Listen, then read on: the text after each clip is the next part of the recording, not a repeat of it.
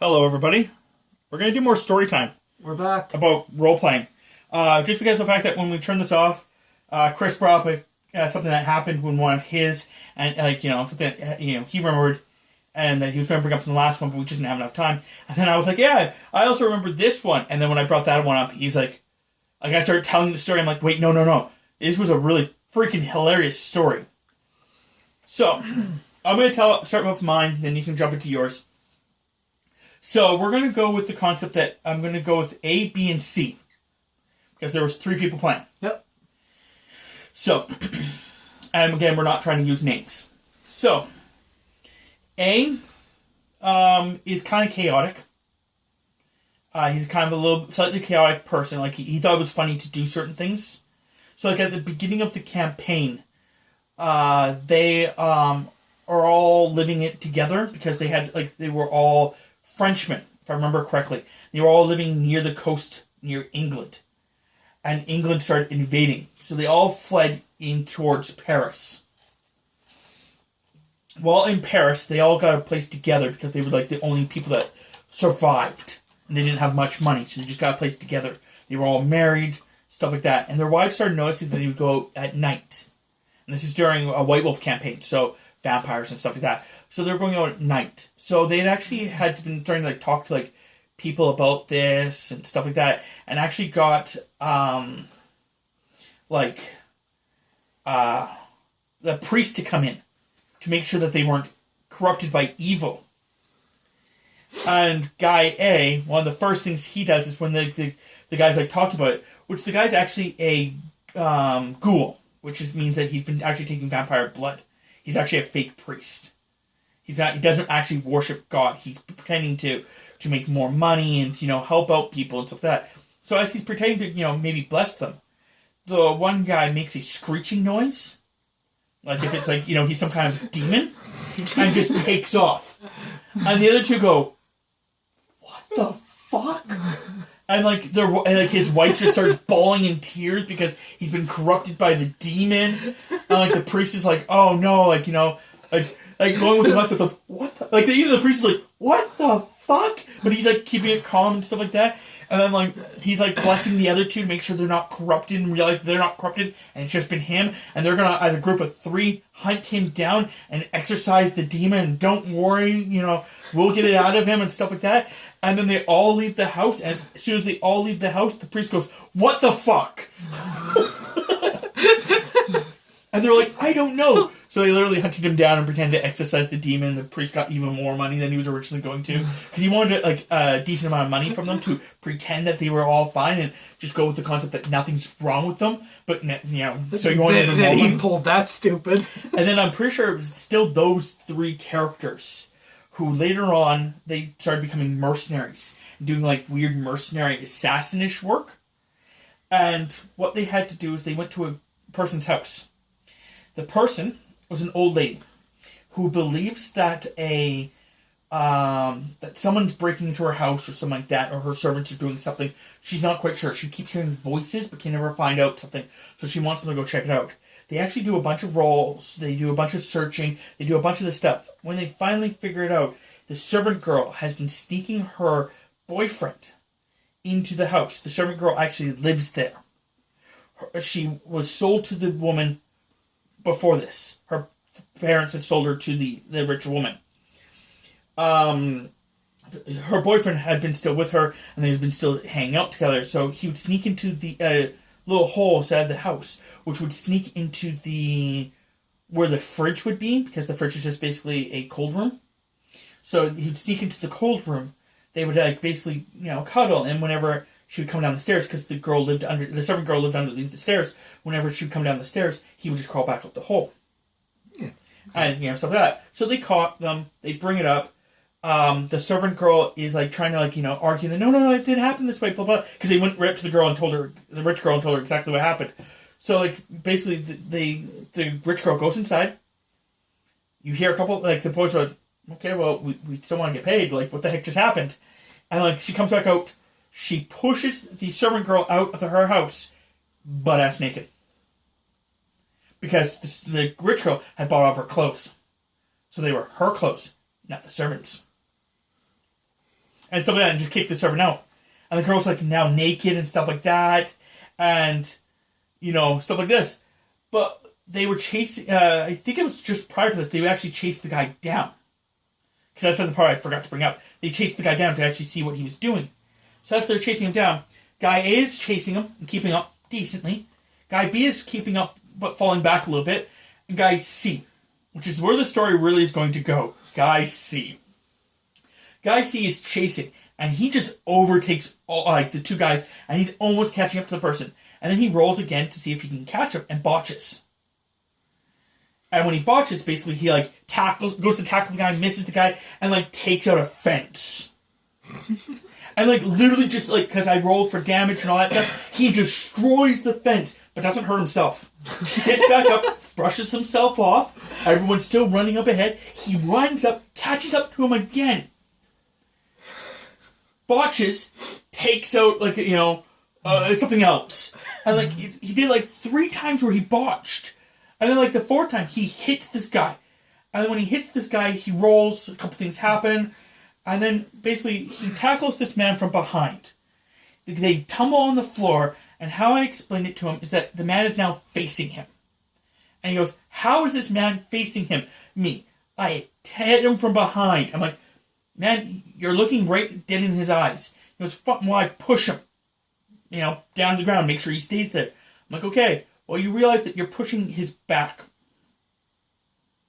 And then it took him a few seconds before he realized that he had snapped the man's neck all the way around. So, because of how hard he hit this man, he did so much damage to this man that when they hit the ground, he instantly killed him. He did a ridiculous amount of damage. I think a normal human has 6 points of health in White Wolf. I could be wrong, it's a little bit off. 1, 2, 3, 4, 5, 6, 7. 7, I believe. He did something like 14. He did double the guy's damage, and then the guy botched his roll to soak it.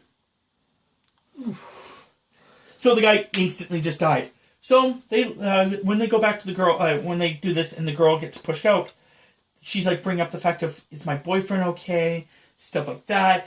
And they're like, and one of the guys just no, he's dead. And then she's about to tear and stuff like that. And then I can't remember exactly what the words were, but basically she was convinced that Guy C, who killed her boyfriend, was her new boyfriend.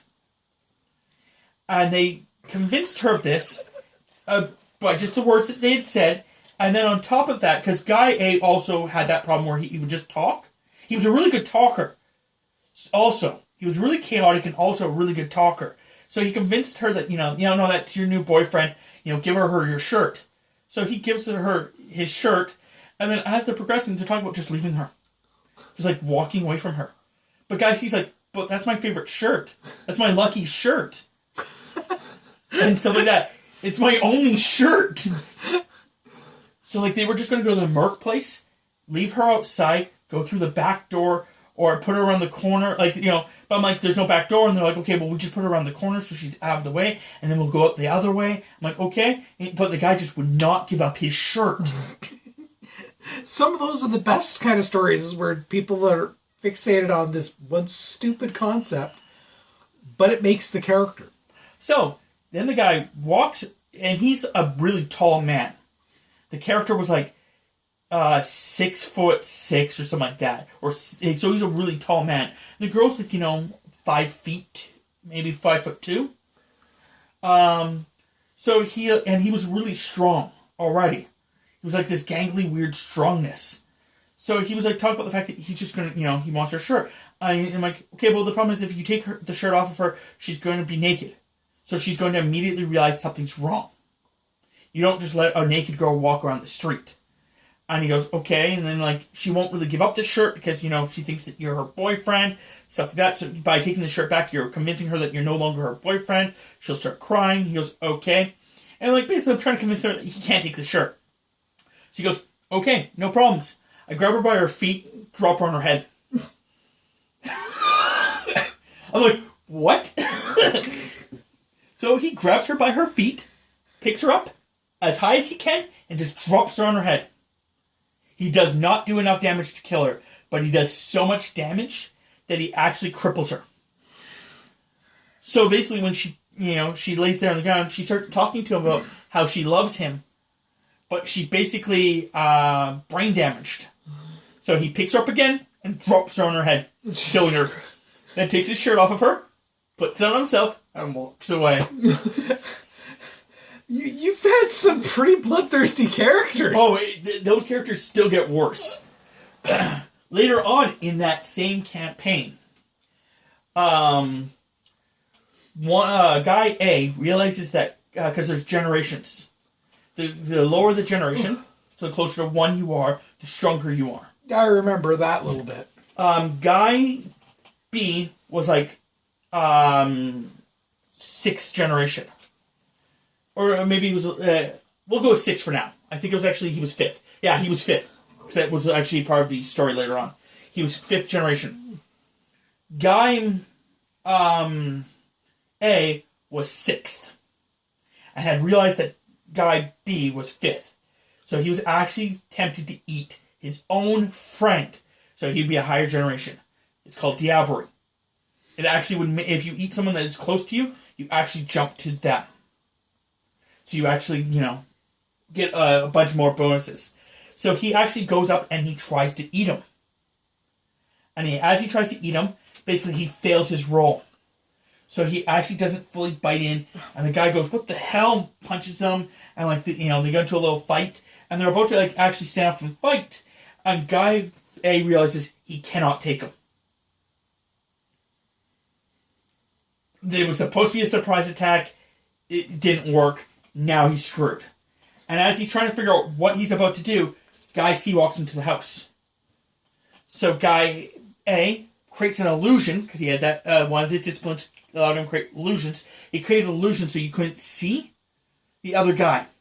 And he was starting to convince Guy C that he was just attacked. That he attacked him and stuff like that, and blah, blah, blah, and how, he's an evil person. And as he's doing this, I make a roll. Just off to the side, it was a 10% chance. Actually, I think it was 25. But anyway, I made a small little percentage roll to see if there was a rat that was watching the whole thing. Because the clan that the guy C was, is he could actually talk to animals. And he actually kept rats nearby. They gave him information. The rat looks at him and goes, "Mm-mm." He attacked him. And he goes, "Okay." Pulls out his claymore. And just cuts the guy's head off. One swing. Not even talking to him, just literally goes, "Okay," cuts his head off. Puts his sword away. You've had some brutal players. Then, on top of that, those group of people, then the guy A makes a new character. Well, yeah. They join up together and they go to another town where they're actually going to try eating a prince. Princes are, in vampires, they're just a person that controls a city. So they go to this city because they want to eat a 4th. So the one guy can become a 4th. So they have this great plan. They go there. They introduce themselves to the prince so that he knows they're in their territory. Stuff like that. They're going to stay there for about a month. Do all this work to figure out if they can figure out his weaknesses. If they can't figure out his weaknesses in the month, they'll, go from there. Well, the one guy C, he couldn't send any of his rats in. Every time his rats go in, they die. Meaning that he has a counter agent who's stopping that from happening. And then hear about some stories about him and how he was a great warrior. And then after the month, they realize they can't take him. Let's just leave. So they all go to the place, and actually Tammy was there as well. So, but they all go there, and as they go there, the guy B, who's the one talking, he introduced him the first time. He's now the leader of the group. He indicates that, "Thank you for letting us stay at your place. We're just going to leave." And they were all about to leave. And as they were all about to leave, guy A whispers to him, "So we're not going to kill him?" Ooh. So I rolled to see if he could hear it. He heard him say it.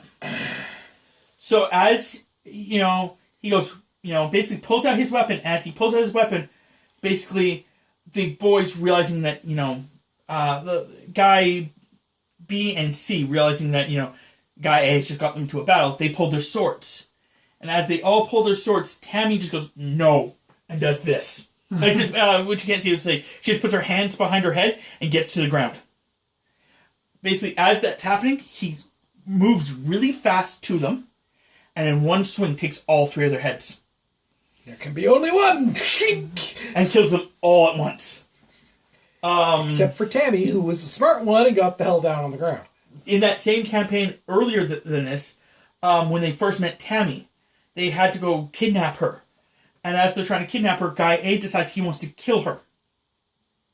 For whatever freaking reason, he decides he wants to kill her. And as he goes to go charge to go kill her, she has a whip. Because she was a dominatrix. And as, he's running to go kill her, Guy C jumps on him to go, stop him from, doing that. And Guy B's trying to jump on her to, prevent her from, getting entangled and stuff like that. And she whips Guy B. And she hits Guy B in the cheek. And he botched his roll. And then she did a decent amount of successes to his cheek. To the fact that there was a hole in his cheek. So that was that campaign in a nutshell. Though a lot of people, not a lot of people, but at least one other person really screwed up with that prince. You remember that campaign? You were in it? Don't remember the campaign, but I was pretty sure I knew who the prince was. You were in a different campaign. I know. You were with the other guy. And he was being a bookworm for whatever reason. Yep, okay. And then he basically was a little upset with his standing in life and wanted to be in higher standing. And a group of people had figured out that he wanted a higher standing in life and had convinced him to work with them to overthrow the prince. And he agreed. He had one argument he wanted. He wanted that guy to, because they were friends, to just not be hurt. And then basically when they got to the castle and they were invading and stuff like that, he thought there would be more people attacking the prince, not just the 3 people that went there. So he heavily miscalculated how much people would be willing to, able to get to the prince and not be doing other things. So yeah, he definitely died there. A little bit of communication error there. Well, yeah. Like I said, I was pretty sure I knew which prince you were talking about. The funny part was that in that same campaign, Chris was a male prostitute. Okay, that tells me which clan I was. I know he was a male prostitute. No, I can't remember the clan name. I doubt you're going to think of it at all. No. Because the fact that I don't think he was anything too special. He was just... I was the thieves. Okay, you were Ravenos? Yeah.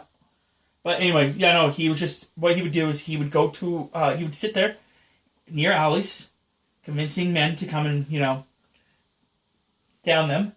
He would then basically get the money, pull down their pants, play with them a little bit, and then bite their thigh. But slowly take the blood.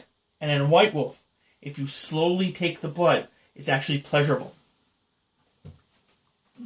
So he would get paid, get fed, and be okay. You use the abilities in a way that work. Yep. That's good It's the only way I could think of to make money off the start. Cause in that campaign also, the guy in question almost died a bit earlier. When Tammy had made a character. That actually, she made this really interesting character who had, it was a female who had followers as knights. And she actually was carrying around their family heirloom and stuff like that. And she was doing a bunch of things. And they had to get into a fight. And it was a 3-on-3 fight. It was actually an honor thing. It was not to the death. It was just to a mild, basically, beating. I don't remember that. It was because the other guy that I was talking about, he you guys stole something from some guy's house, and he had melted the guy's gate with one of his powers. But the problem was that the only person in the general area at the time had been him who had those powers. Yeah, so basically, big ass red calling card saying, "Yeah, it was me. I did it." And then shortly afterwards, they had left. So it was basically classified it was him. And then when questioned, well, there's methods to basically be able to figure out if you're telling the truth or not. So he went. They went, and there was going to be a 3-on-3 battle, and he got that girl, and she had her sword, and she basically cut off his leg. And then she just let crows attack him. And crows would just be attacking him. And he couldn't do anything about it, because every time he would go swing at a crow with his knife, because he was laying on the ground, if anyone would go swing at them, they'd just fly off. And then basically come back, and he wasn't really killing them. And yeah, that was his problem. So he looked over at her and melted her sword. Not realizing it was a family heirloom and how much she hated, loved the sword. So she walked up, the crows started dispersing. He's like, "This is exactly what I wanted. Now I can fight one-on-one." And she just kicked him. She kicked him so freaking hard that she almost put him into torpor with one kick. And when he rolled... That I remember. And he's like, "Oh, that hurt." Like, I'm like, because it did so much damage. He's like, "Oh." I'm like, "Is this what you wanted?" And she came up, and then she just fucking stomped on his face. And, like, people had to pull her off. Because she almost killed him just with brute force. Gee, I wonder which clan she was. Tzimisce. Interesting. She was Old Clan Tzimisce. That's what she was. Yeah, I don't know. I thought she'd be Bruja. Nope. Obviously, but yeah, okay. Old Clan Tzimisce. I remember that one because she had the animalism to do it. And stuff like that. And she was, noble-ish. Yep. So yeah, that was... Damn. That escalated quickly. Well, when you make it... Because his thing was he wanted to get her into combat. Yeah, she was having none of that. She didn't want to fight him. She didn't want to kill him. Until he melted her sword. Yeah. Then it's like, okay, now you die. But yeah, I can't remember. I think Tammy was the third in that one, but I can't remember her character at all. So I don't remember. But nonetheless, I also have a bunch of White Wolf stories, but we'll just move away from them. Except yours. We'll move into yours. That campaign freaking spiraled fast at the end. Yep. I was GMing it. Do you want to tell it or do you want me to tell it? So, Rob was GM, and it was myself, Tammy, and 3 of our mutual friends. 2 of them are yours as well. Anyway, so it started off with we're born ghouls.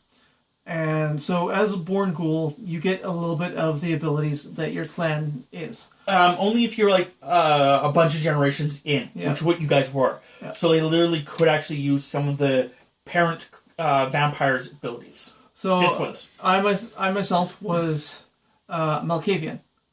They're the crazy ones. My craziness was I just couldn't sleep. I had bouts of insomnia. So, go without sleep for too long starts to cause problems. Which I actually had to have him roll every night to see if he could fall asleep. And if he couldn't, I had to mark down. And if he got to about 5, he would actually have to start having delusions. Yep. Which he never had 5. I only went maybe a night or 2 before I managed to fall asleep. But anyway, so... Oh, he also suffered penalties every day. Yeah. Like he would take -1 for the next day. If I didn't sleep. On all dice rolls and stuff. Yeah. So, I don't remember what anyone else was. I know one of them, because he screwed up. Okay. One of them was a Assamite. Okay. And he was pretending to not be an Assamite. Yeah. Assamites are the assassins of vampires. So anyway, this is in feudal Japan kind of idea. We're samurai. Samurai assassin. Pizza cats? Yeah, no. Good show though. So anyway, we were given this mission. We had to clean out, or I can't exactly remember what the mission was. I do. You actually had to hunt down a bandit leader and interrogate him. So it was just the leader they wanted. We managed to sneak in, get the leader, do whatever. You didn't even get him. I don't think you ever got him. Okay. To be I don't truthful. remember. To be truthful. The one thing I really remember about that campaign, and I thought it was hilarious, is I had the ability to use Dementation, which is a Malkavian ability. Makes people go crazy, depending on how many successes you get. I only had like 1 or 2 successes, but it was enough that the guy I used it on Yeah. would always see like a flash of something out of the corner of his eye. So you're going about your life, and then you see something out of the corner of your eye. You go to look. There's nothing there. You're not sleeping well. You're not doing anything because you think there is something there. Yeah. And he had it for like 2 or 3 days or something like that. But no, the reason, like, the first thing that was really screwed up for that campaign was the fact that the one person in question, he was supposed to be an Assamite and was pretending to not be. But then he used the Assamite ability. And when people questioned him about it, he immediately broke that he was an Assamite. And I was like, but you pulled me off to the side to make a character that you were going to pretend wasn't an Assamite. And he just basically couldn't keep it together enough to actually do it. What really killed the campaign... I want to eat his heart. Yeah. But there was why? another guy in the group. And just that day, he just felt like he wanted to be a little cheeky. And what he had done is, while they were staring at the guy in question, they were going to like actually kidnap. Because they've been hiding in like bushes and stuff like that to watch his patterns. To watch where he goes, where his men go. They were watching him for like days to figure out when he would be the most vulnerable for them to kidnap. So they wouldn't have to kill any of his men. They were trying to prove that they didn't have to kill his men. And they were like pretty freaking close at doing it. But then what happened was like this guy was just like, I want to eat his heart. And the person like who's, because they were always working in groups of 2 or 3, the person next to him was like, what? Why? And then like he was just like going on and on and on about wanting to eat this man's heart.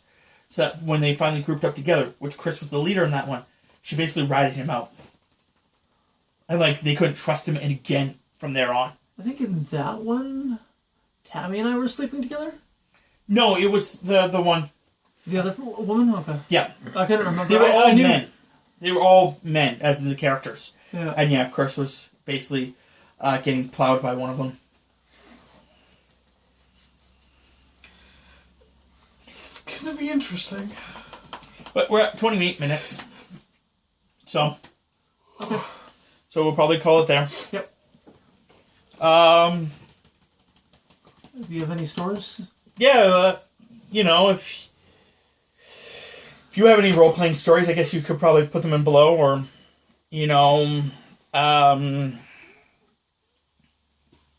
or not. Really up to you. We've had, at this point in time of recording this, we've had, very mild community interaction, but, something. So, that's awesome. And yeah. I always want to end it with keep fit and have fun, but I don't know why. I know why. I used to say it all the time for some random reason. Keep fit and have fun. That body break commercial really stuck with me. Yep. But anyway, see you guys later. Bye. Ciao.